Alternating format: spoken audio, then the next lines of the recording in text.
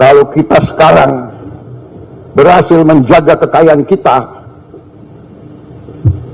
mungkin GDP per kapita kita juga salah satu yang tertinggi di dunia, dan hampir semua lembaga-lembaga ekonomi dunia sudah meramalkan bahwa ekonomi Indonesia bisa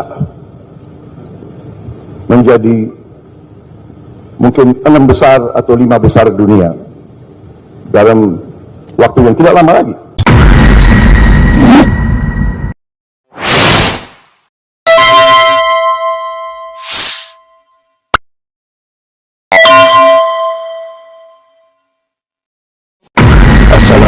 Assalamualaikum warahmatullahi wabarakatuh, pemirsa. Tapi ini nih kata Prabowo, ya. Menurut dia, katanya loh ya, lembaga-lembaga dunia itu meramal bahwa ekonomi Indonesia itu masuk ke 5 besar atau 6 besar GDP-nya. Artinya pendapatan per kapitanya, katanya. Tetapi kalau kita melihat berita-berita terakhir, sebetulnya tidak ada lembaga-lembaga besar dunia itu yang memberikan pernyataan bahwa Indonesia itu ekonominya akan menjadi 5 besar dunia. Yang ada itu adalah World Bank atau PBB begitu ya, yang menyatakan bahwa Indonesia itu kemiskinannya itu 60,1%, sedikit di atas Zimbabwe. Jadi Zimbabwe itu negara di Afrika yang harga rotinya atau harga gulanya itu kalau ditimbang dengan duit untuk dibelanjakan itu sama. Lah kok kemudian Prabowo ngeramal ini dasare iki opo to? Coba berani ndak bisa menunjukkan data yang terjadi di Indonesia itu akan seperti apa? Ya kan? Dan itu pada tahun 2045 katanya. Tidak terlalu lama memang. Kalau diramal ya, pada tahun 2045 Indonesia itu akan menjadi negara the big five dari segi ekonomi, ya, berdasarkan pendapatan per kapita, artinya orang-orang kaya banyak gitu, mestinya akan tercermin dari kebijakan yang ada sekarang. Lah sekarang kebijakannya apa? Yang bisa dikatakan sebagai indikasi awal bahwa ekonomi Indonesia itu mulai recovery dari carut-marut peninggalan Jokowi. Apa yang sudah dilakukan? Coba, ya. Ini makanya pendapatnya Prabowo ini kemudian banyak sekali direspon oleh para netizen. Berikan riset atau paper atau artikel yang bilang ekonomi Indonesia akan masuk jadi 6 besar tertinggi di dunia. Minta grok, ya kan? Yang ramal dukun mana?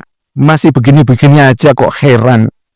Nah, terus ada yang mengatakan begini, ekonomi rakyat makin kacau, pasar tradisional sepi, ya kan? Itu kita lihat saja lah.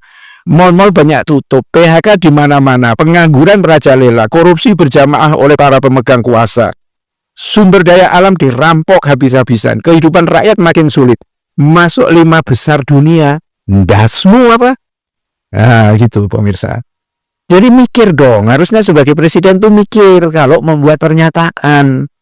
Datanya, faktanya apa? Kalau menyebut bahwa Indonesia itu akan menjadi negara 5 besar dunia itu, lembaga mana? Supaya bisa dibuktikan, diverifikasi.